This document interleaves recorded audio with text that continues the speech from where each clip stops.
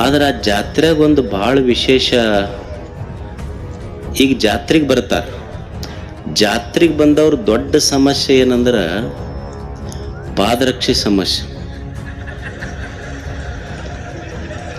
ಅಂದ್ರೆ ಎಲ್ಲಿ ಬಿಟ್ಟೇವೋ ಎಲ್ಲಿ ಹೋಗೈತೆ. ಮತ್ತು ಕೆಲವು ಮಂದಿ ತಮ್ಮ ಹಳೆ ಬಿಟ್ಟು ಹೊಸವು ಹಾಕೊಂಡು ಹೋಗ್ಬೇಕಂತನ ಜಾತ್ರೆಗೆ ಬಂದಿರ್ತಾರೆ ಅವರು. ಈ ಪೊಲೀಸ್ರೊಳಗೆ ಎನ್ಕೌಂಟರ್ ಸ್ಪೆಷಲಿಸ್ಟ್ ಅಂತ ಇರ್ತಾರೆ, ಕೇಳಿರಿಲ್ಲ ನೀವು? ಪೊಲೀಸರಿಗೆ ಎನ್ಕೌಂಟರ್ ಸ್ಪೆಷಲಿಸ್ಟ್ ಅಂತ ಇರ್ತಾರೆ. ಅಂದ್ರೆ ಎಲ್ಲಿ ಗುಂಡ ಹಾಕ್ತಾರ ಅವರು, ತಪ್ಪಂಗಿಲ್ಲ ಗುರಿ. ಹಂಗೆ ಇವರು ಪಾದರಕ್ಷೆ ಮಂದಿ ಎನ್ಕಾಶ್ ಸ್ಪೆಷಲಿಸ್ಟ್ಸ್ ಇವರೆಲ್ಲ. 1-1.5 ಲಕ್ಷ ಜನ ಬರ್ತಾರ. ಬಂದವ್ರು ನಮ್ಮ ಊರಿಗೆ ಬಂದವ್ರು ಪಾದರಕ್ಷೆ ಬಿಟ್ಟು ಗುಡಿಯಾಗ ಹೋಗಿ ಬರೋದ್ರಾಗ ಪಾದರಕ್ಷೆ ಉಳಿತಿದ್ದಿದ್ದಿಲ್ಲ. ಅದಕ್ಕೆ 1983 ನಮ್ಮ ಊರಿನ ಕೆಲವು ಜನ ಹಿರಿಯರು ಯುವಕರು ಸೇರಿಕೊಂಡು ನಾವೇನು ಮಾಡಿದ್ವಿ ಅಂದ್ರೆ ಪಾದರಕ್ಷೆ ಯಾರು ಕಾಯ್ತಾರ ಅಂತ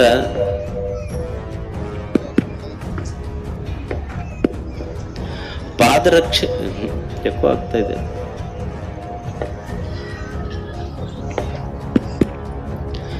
ಪಾದರಕ್ಷೆ ಯಾರು ಕಾಯ್ತಾರ ಅಂತ ತಿಳ್ಕೊಂಡು ನಾವು ಯಾರಿಗಾರ ಕಾಯೋರಿಗೆ ಹಿಡ್ಕೊಳಕ್ ಹೋಗ್ಲಿಲ್ಲ. ನಾವೇ ಒಂದಿಷ್ಟು ಜನ ಯುವಕರು ಸೇರಿ ಒಂದು ಟೆಂಟ್ ಹಾಕೊಂಡು ಯಾರ ಗುಡಿಗೆ ಬರ್ತಾರ ಊರನ ಹಿರಿಯರು ಯುವಕರು ಸೇರಿ ಪಾದರಕ್ಷೆ ಬಂದ ಭಕ್ತರ ಪಾದರಕ್ಷೆ ಕಾಯ್ಲಿಕ್ಕೆ ಶುರು ಮಾಡಿದ್ರು. 1983 ಇದನ್ನು ಶುರು ಮಾಡಿದಾಗ 25 ಪೈಸೆ ಒಂದು ಜೊತೆ ಕೊಟ್ಟರು ಅಂದ್ರೆ 25 ಪೈಸೆ ಕೊಡ್ಬೇಕು ಅವ್ರಿಗೆ.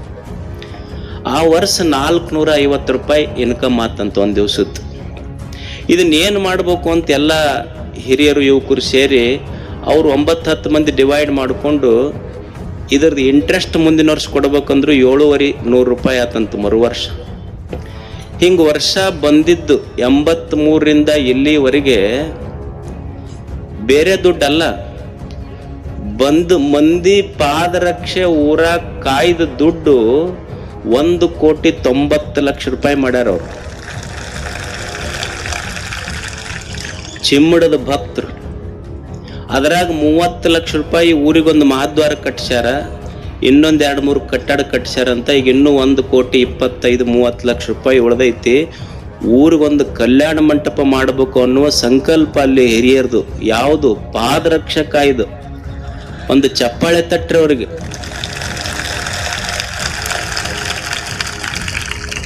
ಪಾದರಕ್ಷೆ ಹಾಕೊಂಡು ಹೋಗೋರ ಮಧ್ಯದೊಳಗೆ ಅದನ್ನು ಉಳಿಸಿ ಊರು ಉಳಿಸ್ಯಾರಲ್ಲ, ಅದು ದೊಡ್ಡದೈತಿ. ಒಬ್ಬ ಸಂತ ಬರಿತಾನ, ಇದು ಬಂದು ಭಕ್ತರ ಪಾದರಕ್ಷೆ ಕಾಯುವುದು ಐತಲ್ಲ, ಇದು ಒಂದು ಯೋಗ. ಇದು ಒಬ್ಬ ಸಂತ ಬರಿತಾನ, ಕೇಚಿತ್ ಜ್ಞಾನಾವಲಂಬಿನ ಕೇಚಿತ್ ಕರ್ಮಾವಲಂಬಿನ. ಭಗವಂತನೇ ಕೆಲವು ಜನ ಜ್ಞಾನದಿಂದ ನಿನ್ನ ಹತ್ತಿರಕ್ಕೆ ಬಂದರು, ಭಗವಂತನೇ ಕೆಲವು ಜನ ಕರ್ಮ ಯೋಗದಿಂದ ನಿನ್ನ ಹತ್ತಿರಕ್ಕೆ ಬಂದರು, ಕೆಲವು ಜನ ಶಿವಯೋಗದಿಂದ ನಿನ್ನ ಹತ್ತಿರಕ್ಕೆ ಬಂದರು. ನಾವು ಜ್ಞಾನ ಯೋಗನೂ ಮಾಡಲಿಲ್ಲ, ಕರ್ಮಯೋಗನೂ ಮಾಡಲಿಲ್ಲ, ನಿನ್ನ ಹತ್ತಿರ ಬರಬೇಕಂತ ಶಿವಯೋಗನೂ ಮಾಡಲಿಲ್ಲ.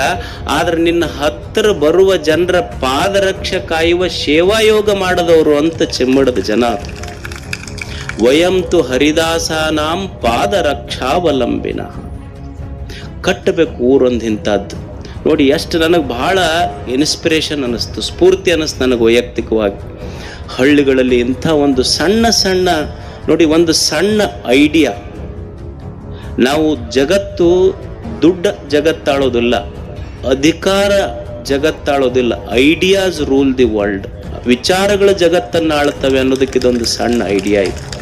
ಅದಕ್ಕೆ ಅಂಥ ಹಳ್ಳಿಗಳಿಗೆ ನೋಡ್ರಿ, ನಾವೆಲ್ಲ ಕೇಳ್ತಿರ್ತೀವಿ ಗುಡಿ ಎದಕ್ಕೆ ಹೆಂಗೆ ಕಟ್ಟಕತ್ತಾರ. ಇತ್ತಿತ್ಲಾಗ ಹಳ್ಳ್ಯಾಗಂತೂ ಆ ಗುಡಿ ಕಟ್ಟದ್ರ ಕೇಳಿದ್ರೆ ಗುಡಿಯಾಗಿನ ದೇವ್ರನ್ನ ಈ ಊರ ಬಿಟ್ಟು ಹೋಕ್ಕೇನಂತ ಹಂಗೆ ಕಟ್ಟಕತ್ತಾರ.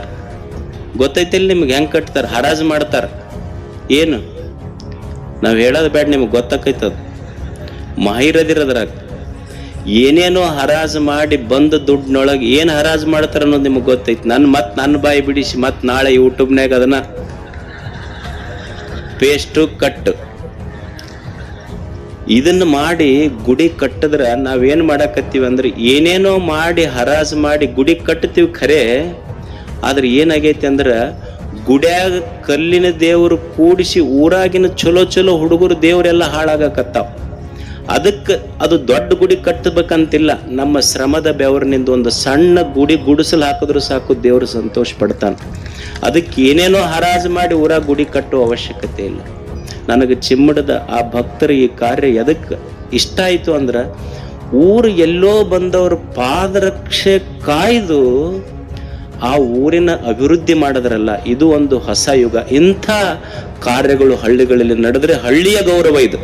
ಅದಕ್ಕೆ ನನಗೆ ಬಹಳ ಆ ಊರಿನ ಬಗ್ಗೆ ಹೆಮ್ಮೆ ಅನ್ನಿಸ್ತು, ಗೌರವ ಅನ್ನಿಸ್ತು. ಮತ್ತು ಆ ಪಾದರಕ್ಷೆ ಸೇವೆ ಮಾಡಕ್ಕ ಅವರಷ್ಟೇ ಅಲ್ಲ, ಅಲ್ಲಿ ಎಲ್ಲ ಹಿರಿಯರು, ಯುವಕರು, ಅಧಿಕಾರಿಗಳು ಸಹಿತ ಸೇರಿ ಅವತ್ತಿನ ದಿನ ಪಾದರಕ್ಷೆ ಕಾಯುವ ಒಂದು ಕೆಲಸ. ಇಂಥ ಸತ್ಸಂಪ್ರದಾಯಗಳು ಹಳ್ಳಿಗಳಲ್ಲಿ ಬರಬೇಕು ಅಂತ ಅವರು ಊರಿನ ಪರವಾಗಿ ಒಬ್ಬರು ಹಿರಿಯರು ಬಂದಿದ್ದಾರೆ.